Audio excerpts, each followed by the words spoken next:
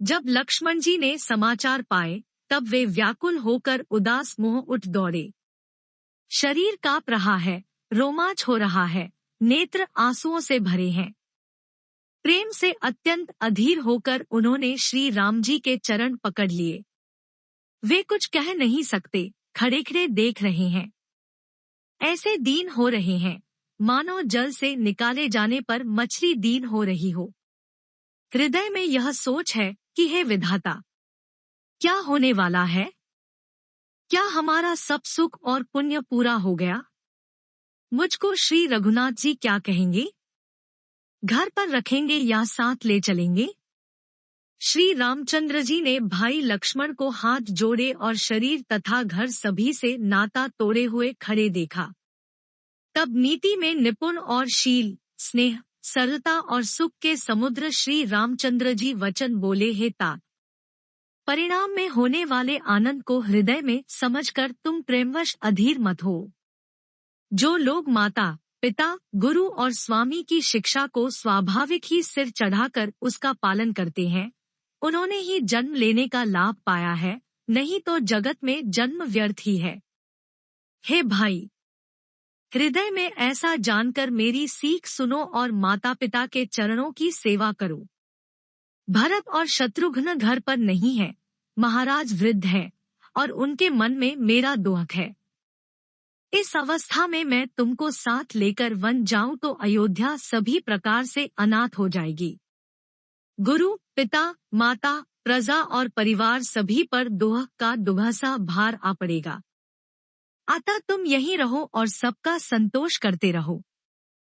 नहीं तो हे तात, बड़ा दोष होगा। जिसके राज्य में प्यारी प्रजा दुखी रहती है, वह राजा अवश्य ही नरक का अधिकारी होता है। हे तात, ऐसी नीति विचार कर तुम घर रह जाओ। यह सुनते ही लक्ष्मण जी बहुत ही व्याकुल हो गए।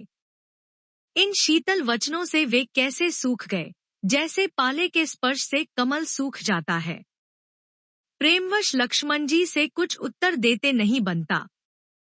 उन्होंने व्याकुल होकर श्री राम जी के चरण पकड़ लिए और कहा, हे नाथ, मैं दास हूँ और आप स्वामी हैं, अतः आप मुझे छोड़ ही दे तो मेरा क्या वश है।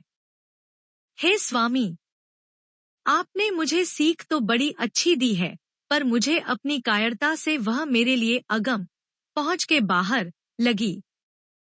शास्त्र और नीति के तो वे ही श्रेष्ठ पुरुष अधिकारी हैं, जो धीर हैं और धर्म की धुरी को धारण करने वाले हैं। मैं तो प्रभु आप के स्नेह में पला हुआ छोटा बच्चा हूँ।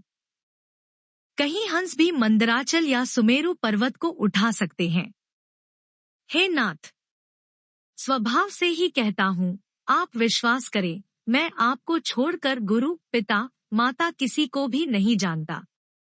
जगत में जहाँ तक स्नेह का संबंध, प्रेम और विश्वास है, जिनको स्वयं वेद ने गाया है, हे स्वामी, हे दीन बंधु, हे सबके हृदय के अंदर की जानने वाले, मेरे तो वे सब कुछ केवल आप ही हैं।